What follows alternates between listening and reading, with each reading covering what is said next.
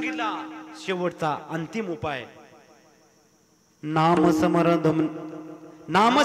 धन्य उपाय, नामस्मरण धन्य उपाय म्हणजे दुसरा नामस्मरणा व्यतिरिक्त कुठलाच उपाय नाही पश्योमो भव नदी, या भवदुस्तर ह्या भव नदीला भव उतरायला दुसरा कोणताही उपाय नाही. नयो पश्चिमो भवतरणे, तरणे म्हणजे भवसागर तरुण जायला दुसरा कुठला उपाय नाही. बर, तुम्हाला जगद्गुरु शंकराचार्य महाराजांना काय सांगायचे आम्हाला कळलं महाराज. असंच सिद्धांत आणि असंच उदाहरण कुणी सांगितलं आपल्याला? जगद्गुरु तुकाराम महाराजांचे लहानगे धाकटे बंधू, त्यांचं नाव काय? संत कान्होबराय महाराज. ऐका गातो वासुदेव मी ऐका गातो वासुदेव मी ऐका गा, चित्त ठाई ठेवून भावे का, चित्त ठाई ठेवून भावे का, डोळे झाकोनी रात्र करू नका, डोळे झाकोनी रात्र करू नका, काळ करीत बैसरासे लेखागा, राम राम स्मरादी, राम राम स्मरादी. कोणाचं प्रमाण आहे? संत श्री कान्होबरायांचं. विठाला विठाला विठाला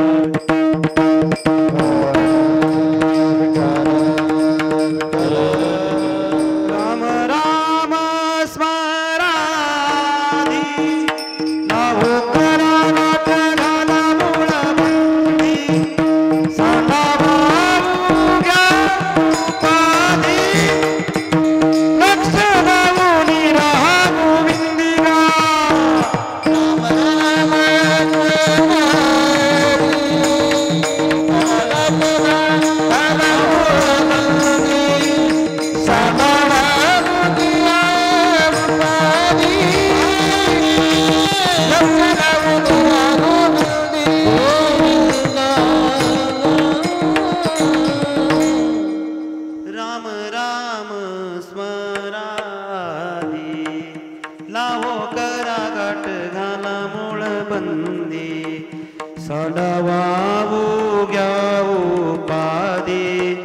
लक्ष लावून रहा गोविंदी ग, राम राम.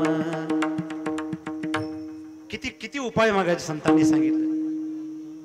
यामध्ये एक महत्वाचा मुद्दा घ्या, सांडा वाहू घ्या उपाधी. हबप नावा पुढं नाही निवलं तर सत्याला जाणार नाही. माझ्या नावा पुढं हबप लिहिलं नाही. मला कीर्तन केसरी लिहितात, मला कीर्तन केसरी लिहिलं नाही. विनोदाचार्य त्याला थापडीत पाडला पाहिजे महाराज. विनोदाचार्य ही पदवी जगात नाही, शोध कुठं लावला? विनोदात कुठं आचार्य असतो का? काय महाराज, मृत्यू लोकचे उपराटे ऐका कलीचे महिमान, असत्याशी रिजले जन, पापा देती अनुमोदन करीती हेळन संतांची.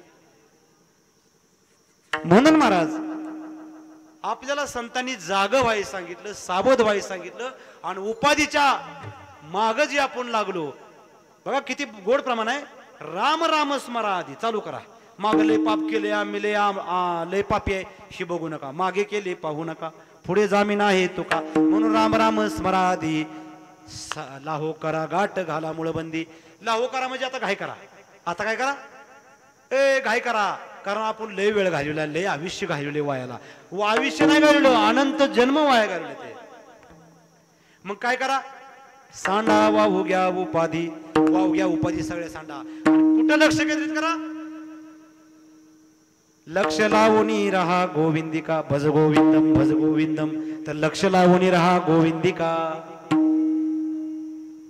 म्हणून लक्ष लावायचं ते गोविंदाच्या ठिकाणी लावायचे. ते लागण्यासाठी वावग्या उपाधी सांडायच्या त्या. आणि ज्या भगवंताला सोडून जे इतर जे सगळं काही आपण कात्या खूट डोक्यात भरलाय तो डोक्यातनं काढायचा, म्हणजेच कल्पनेची बाधा काढायची. आणि ती बाधा माझ्या हरिभक्तांना, हरिशरणम असलेल्या संतांना, साधूंना आणि भक्तांना देवा कधीच होऊन देऊ नको. आणि त्यांना सदैव संत सुख दे. हे अभंगाच्या दुसऱ्या चरणात. कल्पनेची बाधा कल्पनेची बाधा कल्पनेची बाधा कल्पनेची बाधा कल्पनेची बाधा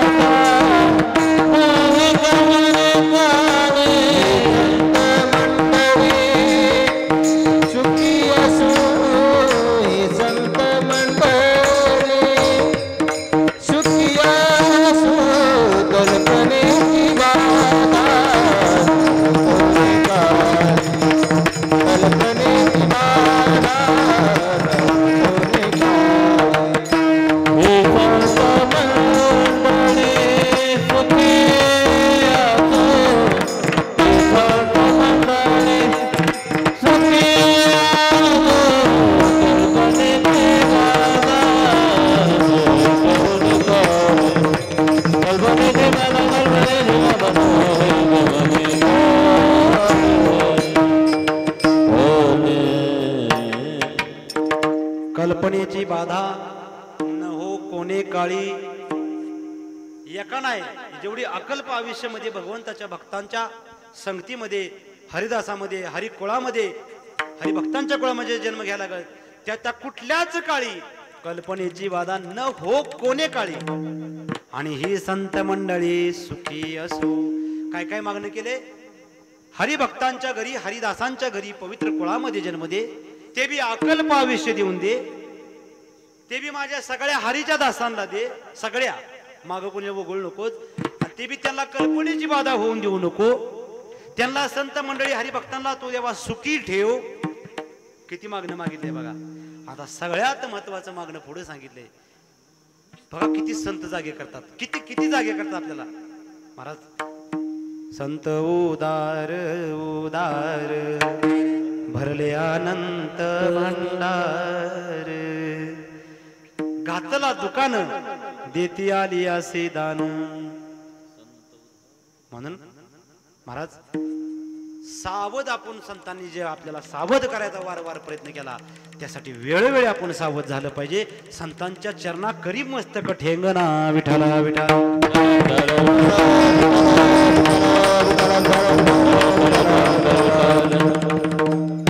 उठा जागी वारे आता, स्मरण करा पंढरीनाथा. उठा जागे वारे आता, स्मरण करा पंढरीनाथा. भावे चरणी ठेवा माथा, भावे चरणी ठेवा माथा. सुखवी व्यथा जन्माच्या, धनदारा पुत्र जन बंधू सोय रे पिशूना. सर्व मिथ्या हे जाणून शरण रिघा देवासी, शरण रिघा देवासी. इतकं संतांनी महाराज आपल्याला सावध केलं. उठा जागी वाऱ्या. झोपेतनं सुद्धा व आपल्याला ओट वाटत नाही. झोपेचं सॉंग घेतल्यानंतर उठलो तर कामाला लावते, तिथंच कुठं घालून झोपायचं. अनंत जन्मामधलं जे अज्ञानमूलक पाप आहे, भ्रमाचं पाप आहे, अनंत जन्मात संचित चुकीचं पेरून ठेवले. आता तरी पुढे हाचे उपदेश नका करू ना अशा विषयाचा. सकळाच्या पाया माझे दंडवत, आपुलाले चित्त शुद्ध करा. अजून तरी होई जागा, नाही तर पुढे आहे दगा. मग तुम्हाला जाग होणं म्हणजे नेमकं काय करणं? जिथे असाल ते करा, जिथे तिथे नामाचे चिंतन प्रगट बसा. कुठं असाल तिथं नाम घे. तुम्हाला काय जुळी दोंडा पडतोय का? नाम घेतल्यावर काय लाईट बिल येतं का? काल आहे तुमच्या गावात कोणाला आले का? काय झालं? अहो त्या अमुक अमुक माणूस देवाचं नाम घ्यायला लागला आणि त्याला 1 लाख रुपये लाईट बिल आलं. हाय का असं काय कुठं नव तुमचं माझं कनेक्शन जुळतंय नव्हतं हाय का महाराज नाम फुकट चोकट नाम घेता नये विट तुम्ही जिथं तुम्ही म्हणताल नाम घ्यायला आम्हाला पंढरपूरला जाया वारीला वेळ नसतो आणि मग कीर्तन सप्ताकावत एकदा एकदा बसतो आणि आम्ही कुठं नाम घ्यायला जायचं रात दिवस आमच्याकडं आमच्या कपाळाला आमच्या नशिबाला कामधंदाच लिवलाय म्हणता का नाही मग तुम्ही काम करता करता देवाचं नाम घ्याय तुम्हाला काय तोंडाला कुलूप घातलंय का कामामध्ये काम काही म्हणा राम राम कामामध्ये काम काही म्हणा राम राम जाईल हा भव श्रम जाईल हा भव श्रम सुख होईल दुःखाचे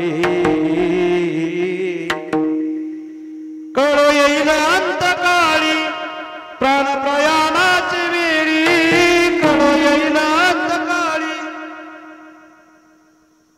प्राण जाताना सावध होण्यापेक्षा प्राण जाऊच नाही म्हणून आजरामर व्हा विठाला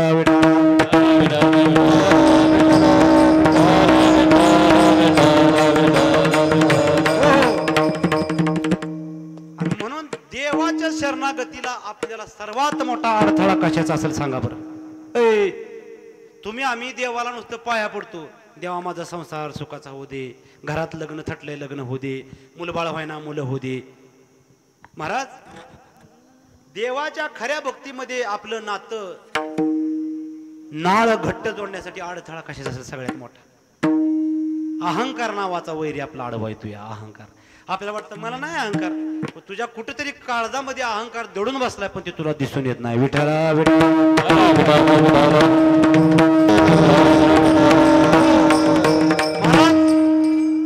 जो दोन्ही हात करून माझ्या पंढरीच्या पांडुरंगासमोर संत नामदेव पायरी समोर जातो आणि दोन्ही हात करून एकच भगवंताला म्हणतो की देवा बस सगळ्या विश्वावर मी विश्वास ठेवला पण सगळ्यांनी मला फसवणूकच पदरात पडली आता देवा सर्व भावे फक्त तुका म्हणे सर्व धर्म हरीचे पाय अनेक उपाय दुःख मुळ आता देवा फक्त तू माझा आणि मी तुझा असं म्हणून जो दोन्ही हात वरती करून जो खऱ्या अर्थानं हरला तोच तरला परमार्थामध्ये महाराज हरावं लागतं परमार्थामध्ये काय करावं लागतं हरावं लागतं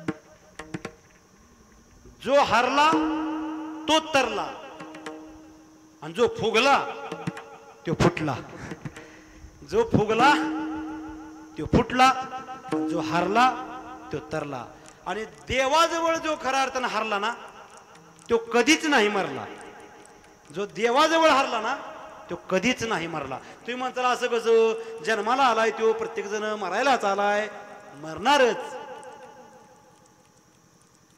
महाराज तो तुम्हाला देहानं मारलेला दिसेल परंतु त्याच्या कीर्ती रूपानं अमर होतो उत्तमची ओरे कीर्तिमान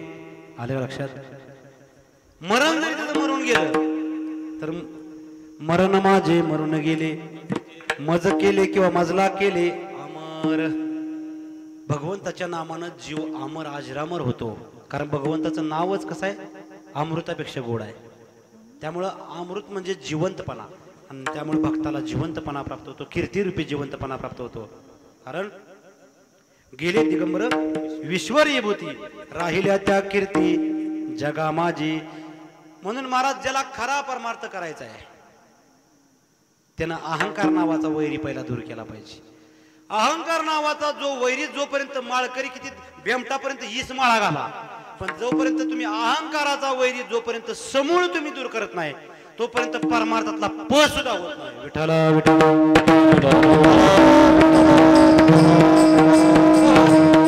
महाराज आपण रानामध्ये बी पेरतो, त्या बीला सुद्धा अंकुरित व्हायचं असेल तर तिला स्वतःला जमिनीत गाडून घ्यावं लागतं. बीला अंकुरित व्हायचं असेल, तिला अंकुर फुटायचा असेल तर तिला स्वतःला जमिनीत गाडून घ्यावं लागतं. लोणच्याला खऱ्या अर्थानं चवीचं बनायचं असेल तर स्वतःला मुरावं लागतं. खाल्लेलं पचायचं असेल, जिरायचं असेल तर त्याला पचावं लागतं. खाल्लेलं जिरण्यासाठी पचावं लागतं. महाराज परमार्थासाठी महाराज झुकावं लागतं, भक्तीसाठी झुरावं लागतं, विद्येसाठी महाराज शिकावं लागतं. लक्षात येते का? आणि महाराज सगळ्यात महत्वाचं देशासाठी लढावं लागतं. देशासाठी लढावं लागतं, विद्येसाठी शिकावं लागतं. आणि महाराज पाप केलेलं पाप फेडावं लागतं. आणि अहंकार रूपी शत्रू मारण्यासाठी मीपणानं मरावं लागतं. विठ्ठल विठ्ठल.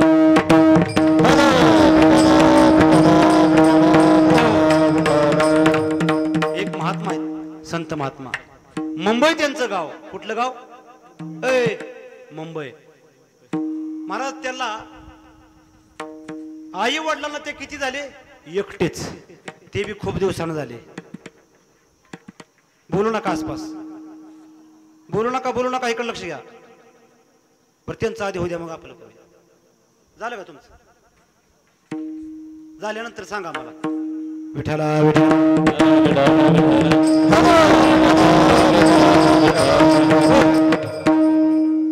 इकडंच सुरू असताना इकडंच लक्ष केंद्रित ठेवायचं. परत तुम्ही 12 वाजता फुलं पडली का परत तुम्ही काय करायचं ते करा. एकामेकासोबत भांडा बोला. एक लक्षात घ्या, मुंबईमध्ये एक संत महात्मा आहेत. आई वडिलांना त्यांना कितीतरी दिवसात एकटे झाले. त्यांना मुलगी नाही, त्या आई वडिलांना दुसरं काय नाही. आणि जन्म झाल्यानंतर 2 महिन्याच्या आतच वडील वारले. सगळी जबाबदारी कुटुंबाची आई दुसऱ्याची धुणं भांडी करायला जायची, तिच्यावर आली. आणि महाराज तिनं लेकराला कसं तरी सांभाळायला चालू केलं. मुलाला शिक्षण चांगलं द्यावं तिची इच्छा होती. आणि महाराज तिला सुद्धा मोठ्या अजस्त्र महाभयंकर कॅन्सरच्या आजारानं घेरलं आईला. मुलाला नुसतं मिसरूट फुडले. आता कसं करायचं? तब्बल 10 वर्ष अजून त्या बाळाला हातात पाटी पेन्सिल घ्यायचा दिवस आहे. त्याच वेळेस बाळाला दुसऱ्याच्या हॉटेलात वेटर म्हणून काम करायला जायला लागली बारीकांना. आईला मेडिकल मधून औषध कुठं आणायचं? आईच औषध कुठं आणायचं?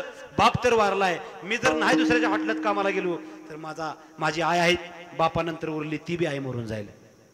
आणि कॅन्सरनं महाराज शरीर पोकरं चाललं. बाळा नको रे तू माझ्यासाठी रात्र पाळीला काम करतोय, दिवस पाळीला काम करतोय. शेवटी अथक प्रयत्न केला. आणि तारुण्यामध्ये वय मुलाचं आलं. शेवटी प्रयत्न करून सुद्धा महाराज कॅन्सरच्या विळख्यानं आई मरण पावली. 2 महिन्याचा असताना बाप गेला. आणि शेवटी एक आईच आधार होती. ती आई सुद्धा कॅन्सरनं मेल्यानंतर त्या महात्म्याला कळलं जीवनामध्ये सगळं नश्वर आहे. कायमचा आधार द्यायला कोण नाही. ध्रुवबाळाच्या बापानं उत्तनपाद राजानं मांडीवरनं उठवलं. सुरुची नावाची पत्नी आवडती पत्नी होती आणि सुनीती नावाची पत्नी होती, ती नावडती होती. नावडती पत्नीचा ध्रुवबाळ मुलगा आणि सुरुची मात्र आवडती पत्नी, तिचंच मुलगा मांडीवर बसवायचा बाप. मुलाला वाटलं शेवटी माझा बाप आहे, नसेल माझी सावत्र आहे, माझ्यावर प्रेम कर, पण बाप तर माझा आहे. लाडानं व मांडीव गेलं आणि तिनं कपाळा वाट्या काढून बघितलं. खबरदार त्याला मांडी बसेल तर द्या ढकलून. महाराज बापाला ढकलून नाही वाटलं म्हणून ती आली तार पळत आणि ध्रुवबाळाच्या पाठीत लात घातली आणि ध्रुवबाळाला पाडलं. ध्रुवबाळ रडत गेला आईकडं. आई मला माझ्या बापाच्या सुद्धा मांडी बसण्याचा अधिकार नाही का ग? आई परमार्थिक होती. ती म्हणली बाळा बापाची मांडी अजून 10 वर्ष राहील, 20 वर्ष राहील. तिला एक दिवशी स्मशानात माती होणार आहे त्या बापाच्या मांडीची. तुला बसायला अशी मांडी मिळव जगाच्या मालकाची. तो बाप भगवंत कधीच मांडीवरनं उठवत नाही म्हणले. कशाने मिळेल? भगवंताच्या नामस्मरणाने, संत दर्शनाने. घेतला धावा, भगवंताची मांडी. नारद मुनींचं दर्शन झालं. भगवंताची मला बसायला मांडी हवी म्हणून मला भजन करायचं. रात्रंदिवस भजन केलं महाराज. स्वतः भगवान परमात्मा प्रगट झाले चतुर्भुज रूपात. आणि ध्रुवाला आढळ पद दिलं देवानं. तिथं अजून सुद्धा ध्रुवतारा त्याची साक्ष आहे. अजून उठवलं नाही मांडीवरनं. तात्पर्य काय? जेव्हा आई वारली, बाप बी वारलाय आणि आई बी वारली, तेव्हा निराधार झालं. जेव्हा मनुष्य निराधार होतो ना, तेव्हा खऱ्या अर्थानं मनुष्य हारतो. जोपर्यंत माणसाला सत्ता, संपत्ती, सौंदर्य आणि मीपणाचा अहंकार आहे, तोपर्यंत माणूस गर्वाने छाती फुगवायचा कमी येत नाही.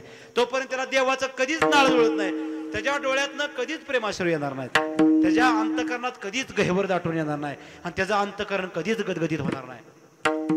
भगवंत तुमचं डोक्यातलं नाही बघत किती वेद पाठ आहेत आणि किती रुचा पाठ आहेत. देव हितलं नाही बघत, देव हितलं बघतो. हृदयातलं बघतो देव, हृदयातलं. आणि तिथलं आपलं का नाही? इथं लय घाण बसून पेरून ठेवली पहिली, लय का त्या कुठं भरून. शेवटी त्यांना ते तुकोबऱ्यांचं प्रमाण आठवलं. तुका म्हणे तुला सोडविना कोणी, एका चक्रपाणी वातोनिया. एवढं वाटल्यानंतर थेट वृंदावन गाठलं. मथुरा, काशी, वृंदावन गाठलं. आणि बाके बिहारी भगवंताच्या मंदिरासमोर गेले. अजून सुद्धा ते संत हयात आहेत बरं का.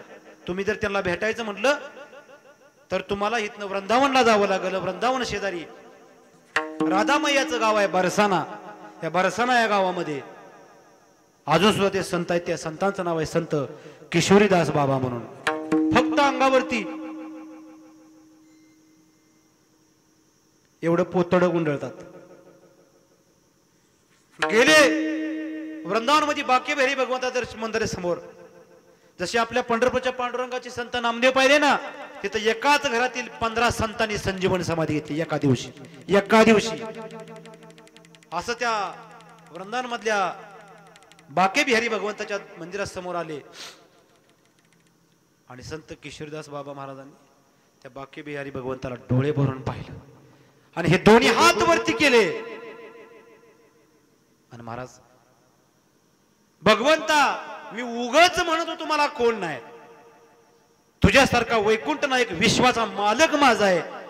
आणि मी गल्लोगल्ली भीक मागत बसलो की माझं कोण नाही, माझं कोण नाही. हा राहू बाबा पर तुझ पे भरोसा है, जीतूंगा एक दिन मेरा दिल ये कहता है, मेरा मौजी बन जाओ, मेरा साथ निभा जाओ. हारे को बाबा तुम गले लगा जाओ. हारा हूं बाबा पर तुझ पे भरोसा है, जीतूंगा एक दिन मेरा दिल ये कहता है.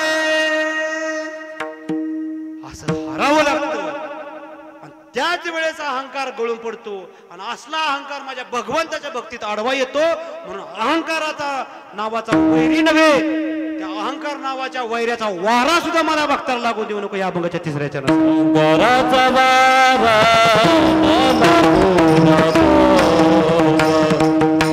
Bye.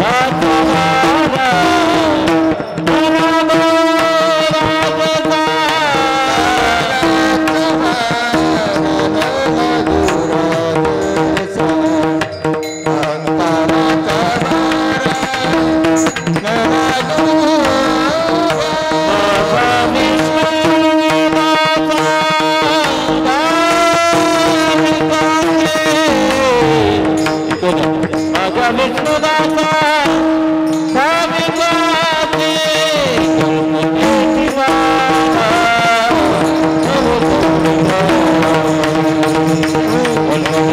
बाधा माझ्या विष्णुदासा भाविकाचे माझ्या विष्णुदासा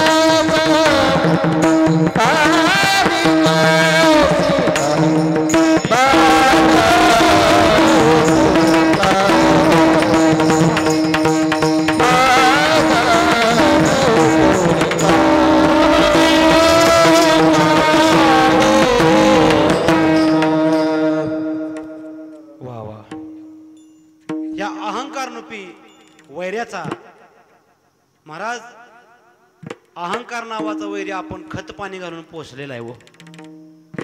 जोपर्यंत महाराज साबणानं कापड स्वच्छ होत, साबणाने कापड स्वच्छ होत, नामाने भगवंताच्या नामाने अंतकरण शुद्ध होत.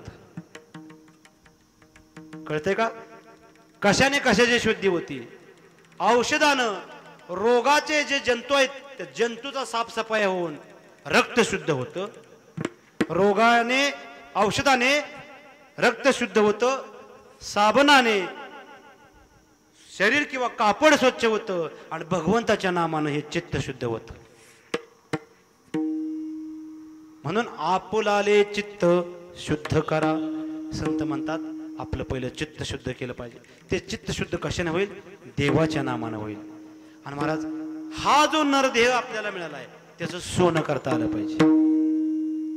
आणि ते सोनं कधी वरता येईल? संतांना शरण गेलं तर, आणि देवाच्या नाम नौकेत बसलं तर. आता देवाच्या नाम नौकेत बसणार का सगळेजण? बसणार का? माझ्या मागे सगळे देवाचं नाम आता म्हणणार का? देवापुरा हक्कच्या हक्क मोका आहे बर का. काय तुमचं माझं भांडण झालंय का? हा, सगळ्यांनी आता तुम्हाला कष्ट देतो. ज्यांना ज्यांना भगवंताने हात दिलेत फुकट दिले, इंद्रिय हात पाय कान देवानं दिले ना. देवे दिला देह भजना गोमटा. करा बरं टाकतीन हात वर सगळ्यांनी. लई विचार करून केलो. करा बरं. आता माझ्या मागे भजन माझ्या टाळे वाजवायचे. विठोबा रखुमाई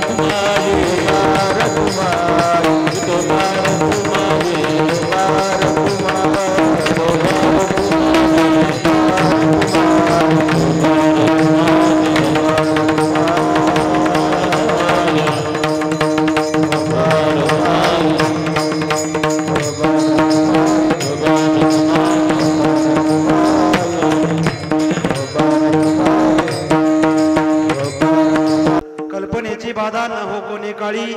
ही संत मंडळी सुखी असो, अहंकाराचा वारा न लागो राजसा. माझ्या विष्णुदासा भाविकासे. अशा पद्धतीने महाराज आपण देवाच्या समोर शरण गेलं पाहिजे. देवाच्या चरणीची कास धरली पाहिजे. संतांच्या वचनाची विश्वास ठेवला पाहिजे. तर खऱ्या अर्थानं हृदयामध्ये मानवता येईल. नाहीतर महाराज मानवता नाही. माणसाचं हृदयात दगड होत चाललंय. हे चाललंय का नाही सांगा? थोडा इको कमी करा बोलताना. बहीणच आज भावावर, सख्या भावावर जमिनीच्या वाटपासाठी दावा टाकते किंवा नाही, उत्तर द्यायचं होय किंवा नाही. राखी पौर्णिमा भाऊबीज बुडली तरी चालतंय, माझा मला हिस्सा पाहिजे. बहीणच आज भावाच्या संपत्तीवरती मन दाखवून किंवा वाटा मागायला लागलेली आहे किंवा नाही. मुलानं स्वतःच्या आईचा खून केला अशी बातमी पेपरला वाचायला येते किंवा नाही. वडिलांनी स्वतःच्या मुलीसोबत गैरकृत्य केलं असं बातमी कानावर येते किंवा नाही. पेपर तुम्ही वाचता किंवा नाही? वाचता का नाही पेपर? आहे ना भारतातच तुम्ही? हा, म्हणजे माणसाचं हृदय हे दगडाचं होत चाललंय, ह्यात काय शंका? का बरं दगडात होत चाललंय? त्याचा आणि संत विचाराचा जीवनात कधी संबंधच नाही. तर महाराज, देवानं दिलेला नरदेह संत वचनानुसार जर वापरला तर जेणे तू जोडसी नारायण नासे जीवपण भवरोग, अशी अवस्था होणार आहे. पण नाही. बातमी एक ऐकली महाराज मी, ज्या आईनं आपल्याला जन्म दिला, आज ज्यांचं पुण्यस्मरण आहे, कैलासवासी कमल रघुनाथ चव्हाण, त्यांचे 2 सुपुत्र आहेत, सयाजी रघुनाथ चव्हाण, सुहास रघुनाथ चव्हाण, आणि त्यांचे काय कन्या असेल किंवा त्यांच्या सुनाबाळा असतील, लेकरं बाळा आहेत, नातवंड आहेत. या परिवाराने हरिनाम संकीर्तन आपल्या देवापूर गावामध्ये आयोजित करून सर्व आपतिष्ट श्रोत्यांना बोलवलं. मला एक विचारायचे महाराज, आईला सुद्धा हात उचलणारी माणसं आहेत, स्वतःच्या आईला शिवे देणारे सुद्धा जगात माणसं आहेत. शिवे देण्यापर्यंत जाऊ द्या, पण हात उचलण्यापर्यंत, मारण्यापर्यंत माणसं गेली. बाजारची पिशवी आपण बाजारला गेलो तर आपल्याला 5 मिनिटं वागवू वाटत नाही. त्या आईनं 3.5-4 किलोचा हा गोळा 9 महिना 9 दिवस पोटात वागवला. पण महाराज, कितीतरी मुलांनी आपल्या आईला मारले, हाताखालनं काढले. पण जेव्हा ती लोक म्हणतात तिच्या घरी येऊन, का हो तुमच्या मुलानं तुम्हाला मारलं वाटतं? नाही हो, माझ्या पोरांना नाही मारलं. आपली आई आपल्या बाळाचा गुन्हा मान्य करायला तयार होत नाही, किंवा माझ्या पोराची कीर्ती खराब होईल, माझ्या पोराला लोक वाईट म्हणतील, याच्यासाठी मार खाऊन सुद्धा आई म्हणते माझ्या पोरानं मला नाही मारलं. असं जगातलं एकमेव कोर्ट आहे, पोराचे 1000 गुन्हे माफ करणारं कोर्ट. अहो, त्या आईला ज्या हात उचलला जातो, मला सांगा, जेव्हा आपण लहानपणी आजारी पडलो, तापानं फणफणलो, रात आखी डोळं न मिटता जागून मांडी हलवून मांडावी, बाळाला मांडी घेऊन, कोण जागा आहे तयार? 5 मिनिटं झोप नसली तर कीर्तन संध्याकाळी 9 ते 11 असतं का नाही? 11 वाजून 5 मिनिटं पुढे गेलं कीर्तन, ए बुवा बास करा म्हणते ती माणसं, झोपायचं का वाट म्हणते. 5 मिनिटं झोपायला दम निघत नाही. रात अख्ख पोरग तापानं फणफण, तर उद्या सकाळी लवकरात लवकर दवाखान्यात नेऊया म्हणून आय रातभर जागवून काढते. महाराज, काय वाटत? पोराचं जर डोकं दुखायला लागलं तर मिठाच्या पाण्याच्या पट्ट्या करून रातभर ती डोक्यावरती पट्ट्या बदलते. पोरग जर त्या ठिकाणी पोरानं लघवी केली तर आय काय करते? वल्या झालेल्या वाकळावरती स्वतः झोपती आणि कोरड्या जागेत त्या बाळाला झोपवते. येत काय विचार करते? महाराज, आईचं जे दुधाचा पाना आपण जो पिलो ना महाराज, तो सहजासहजी नाही तयार झाला. बाळा दुधा कोण करीते उत्पत्ती, वाढवी श्रीपती सवेदोनी कारे नाठवीसी कृपाळू देवासी. आईचं जे दूध आहे ना, ते फक्त पाणी नव्हं, आईच्या शरीरातील प्रत्येक रक्ताच्या थेंबाचा एक एक थेंब झिजून झिजून त्या रक्ताचं दुधामध्ये रूपांतर होतं. ते दूध आपल्या आईनं आपल्याला पाजले. त्या उपकाराची जाणीव आपण विसरून जायची. आईला शिव्या द्यायच्या, वडिलाला आपण डोळवटून बघायचं आणि वडिलाला आरेखारे करायचं. महाराज, किती हृदय आपलं दगडाचं होत चाललंय महाराज. आई सारखं उपकार जगात कोणी केलेला आहे? तर महाराज, आई तुझ्या मूर्तीवाणी या जगात मूर्ती नाही, अनमोल जन्म दिला ग आई, तुझे उपकार फिटणार नाही.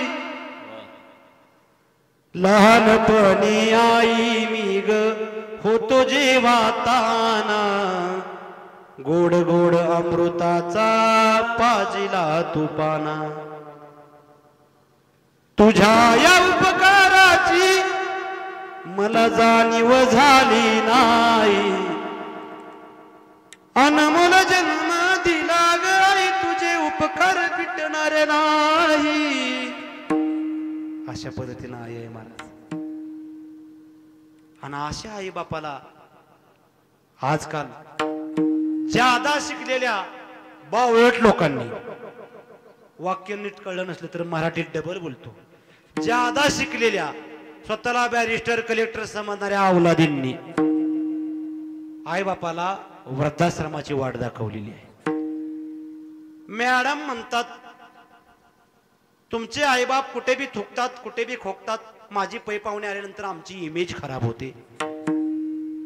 वाटलं तर 5,000च्या ऐवजी 10,000 देऊ त्या वृद्धाश्रम वाजाला, पण ही दोन्ही गिऱ्हाईक तिकडे पाठवा.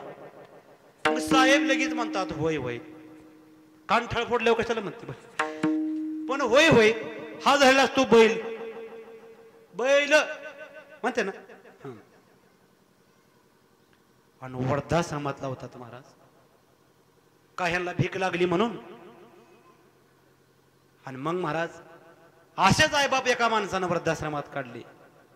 जाताना आईबापानं जेव्हा गटुळ बांधून जाते तेव्हा त्यांना म्हणा ज्याला लहानाचं मोठं केलं नाही नाही तिथं डिग्रीला साठी शिक्षणासाठी याच कर्ज काढून पैसे भरलं, लहानपणी त्याला खांद्यावर अंगावर खेळवलं, आणि आता आम्हाला सोहळ्यासमोर त्या पोराला फक्त बघावं वाटतंय तर मुलगा घरात ठेवत नाही. हाकलून दिलं महाराज. ते वृद्धाश्रमात आईबाप आहेत. रोज पोरा कसं चाल असेल माझं पोरग, माझ्या सुनेच्या कारामुळे माझा मुलगा वाळत गेला, ती आई काळजी तिथं करते, पण ह्याला बैलाला तिथं काळजी नाही. आणि महाराज एक दिवशी मुलगा विचारू लागला नातू, अहो पप्पा मम्मी आपली बाबा ना आजी दिसत नाही, वो कुठं आहे व. अरे ती लांब पाहुण्याच्या गावाला गेले ती. मग बोलवा की उद्या. उद्या नाही मग पुढच्या आठवड्यात नाही, ते आता लय दिवस येणार नाहीत असं सांगते ती त्या पोराला नातवाला.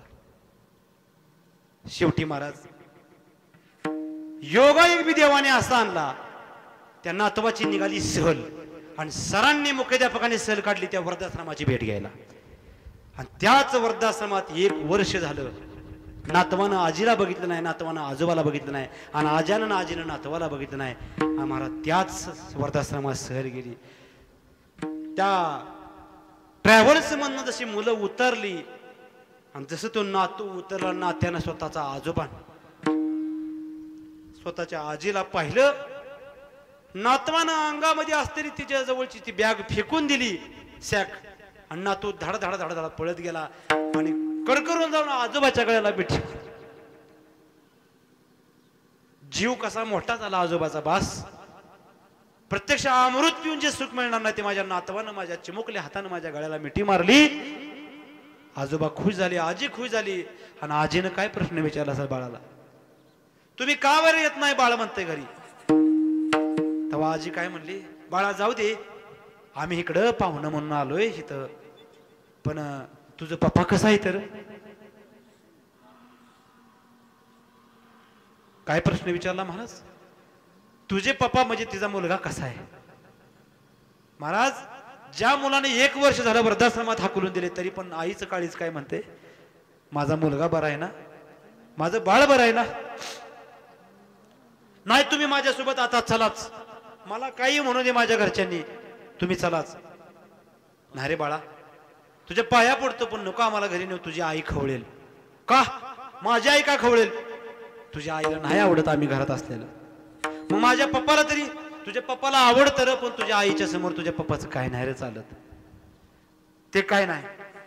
मुलगा तसाच घरी गेला आणि वडिलाला घरी असतो वाट बघितली आणि सांगितलं मी जेवणार नाही, माझ्या आजीला आणि माझ्या आजोबाला पहिलं घरी आलं. ते म्हणले संध्याकाळी तरी जेवल. संध्याकाळी बी पोरग जेवलं नाही. दुसऱ्या दिवशी सकाळी तरी जेवल नाही. पोरगानं दुसरा काढून पोरग वाळायला लागलं. शेवटी तो म्हणला अगं आणू दे जावा, मरल पोरग आपलं. ती म्हणली मग आणा, पण माझी आट आहे, वरच्या मजल्यावर त्यांना ठेवायचं, आपल्या खालच्या मजल्यावर त्यांना ठेवायचं नाही. कसं का होईना तयार तर झाली. आणलं महाराज, गेला मुलगा. आईबाप म्हणले नको रे, तुझी बायको खवळेल मला, तुझी आमची सून खवळेल. नाही नाही तुम्हाला तिनं सांगितलं वरच्या मजल्यावर राहायला. आल्यानंतर सगळी यांची वळकटी बोचकी बिचकी वर टाकली आणि सून म्हणली आलाय, पण म्हणली ही संपलं ती संपलं, आमच्या पुढे वटवट लावायची नाही. मी दिलं जेवण तर खायचं, दिवसात एकदाच जेवण मिळेल म्हणली. आणि खाली यायचं नाही, वरच थांबायचं. वरच तिकडे बाथरूम आहे तिथं, खाली यायचं नाही जेवण. नातवाचं तरी तोंड मिळलं बघायला मिळलं म्हणून आजी आजोबा तयार झाली महाराज राहिली वरच्या मळ्यावर. कोण पै पाहुणे आले तर ती खालचा दरवाजा लावून घे त्यांना खाली येते म्हणून. आणि शेवटी महाराज तिनं सांगितलं ती मग जेवण तयार झालं का जेवण तयार झालं का मग खाली यायला लागली ना अशी. अगं सुनबाई दुपारच्या 2 वाजल्या तरी सकाळचं जेवण दिलं नाही. 2 वाजता तरी तुम्ही जेवायला थांबता का महाराज कोण. 2 वाजल्या तरी सकाळचं जेवण नाही. मी दिल तेव्हा खायचं ठरलंय ना पुन्हा वरदाश्रमात हाकलीन म्हटली. तशी येत उपाशी बस. मग तिनं काय आयडिया केली जेवण जेव्हा हिचं टीव्ही रिमोट बिमोट बघून होईल जेव्हा ही जेवण पोराला डबा देईल नवऱ्याला डबा देईल 11-12 वाजता जेवण झालं तरी ही मुद्दाम त्यांना जेवाय बोलवत नव्हती. तिने बाजारात गेली आणि घंटी आणली. काय आणली घंटी. आणि जसं एसटीचा कंडक्टर कसा घंटी वाजवतो तसं वरच्या मजल्यावर जाऊन तिने घंटी बांधली. माझी जेव्हा इच्छा होईल घंटी मी जेव्हा वाजवल तेव्हा जेवण खाली घ्यायला यायचं म्हणली. कधी कधी तर दुपारी 3ला घंटी वाजवायची. जेवण तयार असून मुद्दाम बोलवायची नाही. एके दिवशी 4ला घंटी वाजवली का मग आई थरथर थरथर पाय कापत आली. नवऱ्याचं तिचं जेवण घेतलं ताटाव ताट झाकलं वरती गेली आणि भांडी बिंडी धुवून ठेवायची म्हणली. अशी अवस्था महाराज. हे सगळं नातू बघत होता. जेवण एक टाइम करता करता झुरणी लागून लागून लागून महाराज शेवटी स्वतःच्या नवऱ्याच्या मांडीवरती छातीवरती मान ठेवून त्या मातेनं जीव सोडला. महाराज माझी सेवा करत होती माझी पत्नी खरी पतीच्या मता अनुसरणीय ती पतिव्रता माझी खरी सेवा करत होती. आता तीच गेली तर सुनबाई काय सेवा करते आधीच माहिती आहे. नवऱ्यानं पण तिच्या सुपट प्राण सोडला महाराज. दोघं मरून पडली तरी एक दिवस त्या दोघांना नवरा बायकोला माहित नाही. दुसऱ्या दिवशी त्यांना कळलं आकाडल्यावर मग तिथनं पुढं अंत्यविधी मुलानं सगळं नातवानं डोळे देखत बघितलं. आणि सगळी सांगितल्यानंतर ते नगरपालिकेचे कामगार बोलवा म्हणली. त्यांनी तिथं कुठली बचकी बिचकी सगळी गुंडळून तिकडे नगरपालिकेला जाऊ द्या म्हणली. सुनबाई म्हणली. सगळे नगरपालिकेची माणसं आली रूम साफसुथरा केली. आणि महाराज शेवटी नातू ती दोघं जण गेली नीट साफसुथरा केली का बघायला. शेवटी नातू गेला आजी वाचून करमना आजू वाचू. आणि नातवाला तिथं एक गोष्ट दिसली महाराज. ती बांधलेली घंटी. ती घंटी बघितली का नातवानं ती गपचिप काढली आणि घरात नेऊन दडवली. ही नवरा बायको एकदा टेरेसवर वर आली म्हणली अगं अगं म्हणली ही तर घंटी होती कुठे तो बांधलेली कुठे गेली. म्हणले नगरपालिकेच्या माणसांनी नेली का काय. लावला फोन. होय म्हणले आम्ही बोचक्याशिवाय दुसरं काय नेलं नाही म्हणली तुमची घंटी तुमच्यापाशीच आहे. मग म्हणली बाळा हुडकू लागली. बाळ म्हणलं काय शोधताय. अरे बाळा वर घंटी बांधलेली होती ती घंटी शोधतोय. हा ती आजी आजोबाला तुम्ही जेवण द्यायला बांधली होती तीच का. हो हो तीच. मग कशाला होडाकताय म्हणले. म्या अगदी नीट ठेवली म्हणले माझ्याजवळ आहे. आणि तू कशाला घेतलीस म्हणले आता आजी आजोबा म्हातारा झालं त्यांना जेवण देताना तुम्ही काय करत होता घंटी मारून खाली बोलवत होता आणि जेवाय देत होता. मग तुम्ही जेव्हा म्हातारी होणार आहे तेव्हा तुमच्यासाठी म्हणला जेव्हा जेवण द्यायची येईल तेव्हा मी दुसरी घंटी बाजारात कुठली आणू हीच तुमच्यासाठी ठेवतो म्हणले. म्हणजे जसं करावं तसं भरावं लागतं. केले कर्म झाले त्याची भोगाले. केले कर्म झाले त्याची भोगाले. अशा न्यायानं माणसानं वागू नये वाईट. महाराज ज्याच्या जीवनामधनं आई गेली त्याला कळतं आई आणि बाप जिवंत आहे तोपर्यंत त्यांची सेवा करावं. मेल्यावर लाडू काय सफरचंद काय डाळिंब काय ढिगाराच्या ढिगारा. जिवंत असताना कधी कानवल्याची कापणी तळलेली दिली नाही बापाला खायला. अशी अवस्था होती माणसा. म्हणून एक लक्षात घेतलं पाहिजे हे आई आणि वडील जिवंत असताना त्यांची दया आणि त्यांचं प्रेम मानून लक्षात ठेवलं पाहिजे. बघा तुम्हाला एक सांगतो उदाहरण. मुलं शाळेत होती. लहानपणी बाळंतपणामध्ये तुम्ही सर्व माता भगिनी अनुभव बघितला. बाळंत हा शब्द का असतो सांगा बरं. बाळ किंवा बाळाच्या आईचा दोघांपैकी कोणाचा बी अंत तिथं ठिकाणी होण्याची दाट शक्यता असते म्हणून बाळंत म्हणतात. एक स्त्री अशीच प्रसूती गृहात आली. डॉक्टरांनी विचारलं पोट दुखायला लागलं नवऱ्यानं अचानक ऍडमिट केलं आणि डॉक्टर म्हणले खूप अवघड परिस्थिती.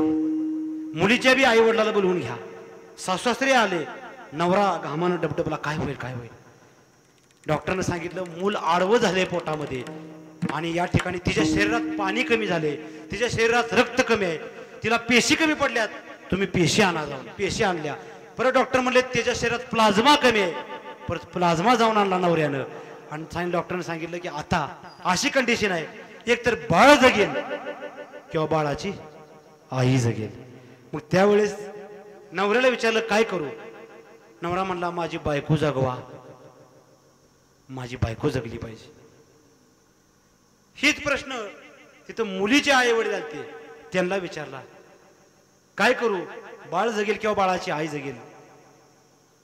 तर मुलीचे आई वडील म्हणजे आमची लेक जगू द्या व बाळ काय परत होईल. मुलीचा डॉक्टर बोलवला, डॉक्टर आले, सासू सासऱ्याला विचारलं आमची सून जगू द्या, आमच्या नवऱ्या मुलाला कुठनं परत ना आणायची मुलगी. आणि शेवटी महाराज भूल द्यायच्या अगोदर डॉक्टर म्हणले त्या आईला, होणाऱ्या आईला, अगं इथं खूप वाईट परिस्थिती आली या, बाळ जगेल किंवा बाळाची आई जगेल, आम्ही तुला जगवायला लागलो, आम्ही काय करू सांग. तर ती बाळाची आई काय म्हणली असेल, मी जगली नाही तरी चालेल पण माझं बाळ जगलं पाहिजे. एकदा जरी मी माझ्या बाळाला बघितलं तर मी सुखानं डोळे मिटाय तयार झाले. हे जे अंतकरण ही आईची भावना आहे ना. अशा कुठल्याच लेकराला आपल्या आई वाचून वंचित होण्याची वेळ कधी कोणावर येऊ नये. दुश्मनावर सुद्धा लहानपणी बाळ असताना 5 वर्षाचं, 10 वर्षाचं, 2 वर्षाचं कुणाचीच आई मरू नये. ज्याची आई मरली ना त्या लेकराला वनवासी म्हणून दिवस काढायला लागतात. सगळे म्हणते ते बिन आईचं लेकरू, बिन आईचं लेकरू. शाळेमध्ये मुलं गेली आणि महाराज जर शाळा सुटली तर मुलं पळत घरी येतात आणि आल्या आल्या पहिल्यांदा आईला येऊन मिठी मारतात. ज्या मुलाला आई नव्हती ती मुलगा खिडकीतनं बघतोय, मला जर आई असती तर मी सुद्धा शाळेत आल्यावर माझ्या आईला मिठी मारली असती. दिवसभर शाळेतनं चालल्याचा थकवा निघून जातो त्या बाळाचा. दिवाळीचा सण आला, आपल्या मुलाला आईनं लगेच सकाळी उठणं लावाय घेतलं. पहिली आंघोळ अगदी साबणानं चोळून घातली आणि सकाळी आंघोळ झाल्या झाल्या नाम वडला, पूजा केली, ओवाळलं आणि पहिल्यांदा केलेला लाडू आणि कानवला आपल्या बाळाला खाया दिला. ज्या बाळाला आई नव्हती त्याचं घर शेजारी होतं, त्यानं खिडकीतनं बघितलं, मला जर माझी आई असती मला सुद्धा आंघोळ घातली असती, मला सुद्धा कानवला लाडू खाया दिला असता. आज मला आई नाही, मी काय करू. परीक्षा झाली, इयत्ता 7वीचा निकाल लागला आणि त्या निकालामध्ये महाराज ज्याला आई नव्हती ना त्या मुलाचा पहिला नंबर आला. 92% मार्क पडले. आणि ज्याला आई होती ना शेजारी राहणार त्याला 4था नंबर आला. ते इतकं हुरळलं, मी आईला दाखवणार, मी आईला दाखवणार मार्क लिस्ट. आणि ज्याचा पहिला नंबर आला ते हिरमासून बसलं की ते मुलगा म्हणतोय मी आईला दाखवणार, मी कोणाला दाखवू. मुख्याध्यापक म्हणले बाळा तू खरंच तुझा पहिला नंबर येऊन रसला रागावाला काय. नाही हो काय नाही, डोळं पुसलं मी, काय नाही, मी नाही रागाव नाही, मला आनंद झालाय माझा पहिला नंबर आला.